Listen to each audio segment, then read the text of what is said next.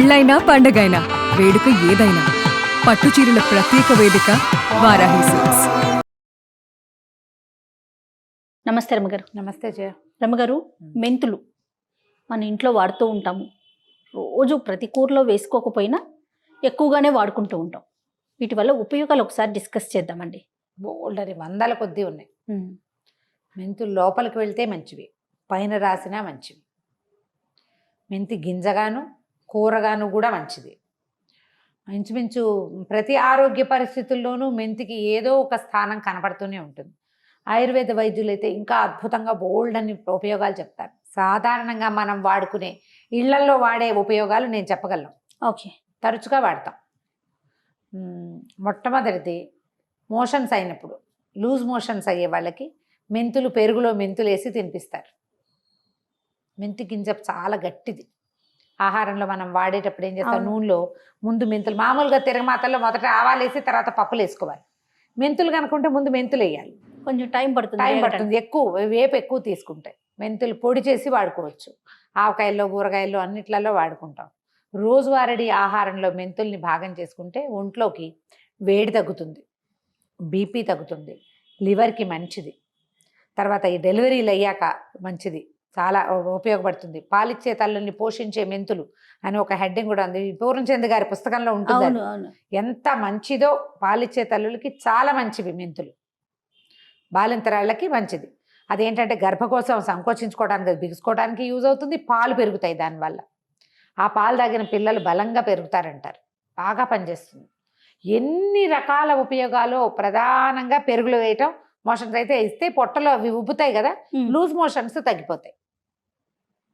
First ఉపయోగం అది.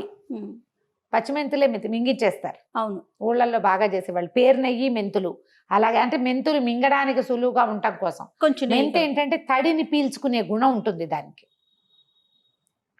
ఒంట్లో తడి ఎక్కువ ఉంటుంది కదా, లోపల ఇంటెస్టైన్స్లో ఉండే ఏ జిగురుని వాటిని పీల్చేస్తుంది. అది మోషన్లో వచ్చేస్తాయి బయటికి. పొట్టలో ఉన్న ఇబ్బంది తీరిపోతుంది. తాత్కాలిక వైద్యంగా వాడతారు ఊళ్ళల్లో. పాతకాలం ఇప్పుడు ఏముంది, డాక్టర్లా వైద్యాల జయ అంతే మరి వెళ్ళేవాళ్ళం కాదు. మోషన్స్ అవుతుంటే ఇలా ఇచ్చేవాళ్ళు, ఏదో ఫుడ్ తేడా, ఏదో పెద్ద ఇన్ఫెక్షన్ అయితే డాక్టర్ దగ్గరికి వెళ్ళాలి. ఓ మాదిరి ఇబ్బంది అయితే ఇక దీంతో సరిపోతుంది. మెంతుల్ని కాచిన కషాయం తీసుకోవటం. మెంతి కషాయం డెలివరీ అయ్యాక ఇస్తారు బాగా. రోజు కాస్త కషాయం ఇస్తే పాలు పెరుగుతాయి, గర్భకోశానికి సంబంధించిన సమస్యలు తగ్గిపోతాయి. ఇవి రెండు మంచి ఉపయోగాలు. అక్కడి నుంచి మనం స్కిన్కి, హెయిర్కి వాడతాం కదా బాగా, అన్ని చోట్ల కనపడుతుంది. మెంతులు నానబెట్టడం, రాత్రిపూట నానేసి పొద్దున్నే పొద్దున్నే ఆ మెంతులు నానబెట్టిన నీళ్ళని మెంతులతో సహా తాగేస్తే షుగరు కంట్రోల్లోకి వస్తుంది. ఒంట్లో అతివేడి ఉంటుంది కొంతమందికి, అది తగ్గిపోతుంది. నిక్కాక అంటారు. అతివేడి, పిల్లలు తెల్లటి వాళ్లే కానీ ఊరికే రంగు మాసిపోయినట్టు అయిపోతుంటారు. అమిత వేడి, పెదిమలు నల్లగా అయిపోతుంటాయి కొంతమందికి. ఓవర్ హీట్, ఆ ఓవర్ హీట్ లక్షణం దీంతో పోతుంది. బాగా డిఫరెన్స్ వస్తుంది. ఆ లోపల ఉండే అతివేడి తీరు, ఎండిపోయినట్టు ఉండటం, అవన్నీ తగ్గుతాయి. ఇన్నే ఒక పావు స్పూన్ మెంతులు అనుకోండి, మంచిగా ఒకసారి శుభ్రం కడిగేసేయటం, ఒక గ్లాస్ నీళ్ళల్లో మెంతులు వేసేసి మూత పెట్టండి. ఓవర్ హీట్ ఉన్న వాళ్ళు ఇది ట్రై చేసి చూడండి. నేను కూడా తాగుతాను, నాకు బాగా యూజ్ అయినట్టు అనిపిస్తుంది. బీపీ మామూలు చిన్న టాబ్లెట్ తోటే కంట్రోల్గా ఉంటుంది. పొద్దున్నే మెంతులు కూడా మింగేసేయాలి. అవి పొట్టకి మంచిది, ఈ నీరు ఏమో ఈ బ్లడ్కి మంచిది. బ్లడ్ ఫ్లోని బాగా సరిగ్గా కంట్రోల్ చేస్తుంది అనమాట. లివర్కి కూడా మంచిదని చెప్తారు. మనం ఇవి గింజలు వేసుకున్న గింజలు మింగేస్తాం కదా, అవి లివర్కి మంచిది అనమాట. పొద్దునే తాగేయటం ఒక 10-15 రోజులు చేసి చూడండి. ఒంట్లో ఓవర్ హీట్ చేసే లక్షణం పోయిందని అర్థమైతే కనుక చక్కగా వాడుకోవచ్చు. ఎండాకాలం వాడుకోవచ్చు. ఏదైనా ఇలాంటి వైద్యాలు చేసేటప్పుడు ఇంటి వైద్యాలు ఎక్కువ రోజులు చెయ్యరు. ఓ 4-5 రోజులు చేశాక తేడా వచ్చిందనుకో చాలు అనుకుంటాం. మళ్ళీ తేడా కానప్పుడు మళ్ళీ వాడుకుంటాం. అట్లాగే కదా చేస్తాం. అవును, ఇది ఒక మంచి మెథడ్. అయితే మనం ఆహారంలో, కూరల్లో వేసుకుంటాం. మామూలు వేపుడు కూరల్లో, ఈగుర్లలో, వాటిలలో వేయం. జనరల్గా పులుసులు ఉన్న వాటిలలో పులుసు మెంతి కాంబినేషన్, చింతపండు మెంతులు బెస్ట్ కాంబినేషన్. ఇది పులుసుల్లో నానిన మెంతులు ఆరోగ్యానికి మంచివి. పులుసులో మనం మెంతులు పులుసు అవి చేసుకుంటాం, మెంతి పొడి చేసుకుంటాం. తినేయాలి, పారేయకూడదు. వాటిని మన తిరగమాత దినుసులు ఉంటాయి, తాలింపు దినుసులు అన్నీ ఒంటికి మంచివే. ఏవి తీసి ఇట్లా తీసి పక్క పెట్టకూడదు, పక్షులు ఏరినట్టు ఏరకూడదు, వాటిని అన్నంతో పాటు తోసేయాలి లోపలికి. అవి మన పొట్ట లోపల భాగాల్ని చాలా శుభ్రం చేస్తాయి. అందులో ది బెస్ట్ శుభ్రం చేసే ఏజెంటు మెంతే. కూర వాడుకోవటం, చిన్న మెంతిగా ఉన్నప్పుడు ఒక రకం కూర, పెద్ద మెంతిగా ఉన్నప్పుడు పచ్చడి కానీ మనం పప్పుల్లో కానీ వాడేసుకోవచ్చు. కాసిన 4 గింజలు వేస్తే చక్కగా వస్తాయి. గింజకు మొక్క చొప్పున వస్తుంది కదా, అవును, అసలు ముద్దుగా ఉంటాయి మెంతు మొక్కలు చూడడానికి కూడా. మనం ఇంట్లోనే ఒక కుండీలో ఒక కుండీ జల్లగా ఓ వారానికి ఒక కుండీ చొప్పున ఏర్పరచుకున్నా కూడా వారం వారం మెంతి కూర తినాలి. ప్రతి వారం దాన్ని మనం కర్రీస్లో వేసుకోవచ్చు, ఫ్రైస్లో వేసుకోవచ్చు. ఫ్రైలో కూడా బాగుంటుంది, అవును, పులుసుల్లో వేసుకోవచ్చు, మసాలా కూరలు చేసుకుంటాం. మెంతిగా అక్కడి నుంచి మెంతి కూర వేసి రొట్టెలు చేసుకోవచ్చు, రోటీలు చపాతీలు చేసుకుంటాం కదా, మెథి రోటీ. చక్కగా ఫ్రెష్ మెంతి కనుక వేస్తే ఎంత బాగుంటుందో, ఎంత హెల్త్కి మంచిదో. పిల్లలకి అలవాటు లేదనుకోండి, మెంతి గింజలు ఏరేస్తారు, చేదు పప్పులు అంటాడు మావాడు.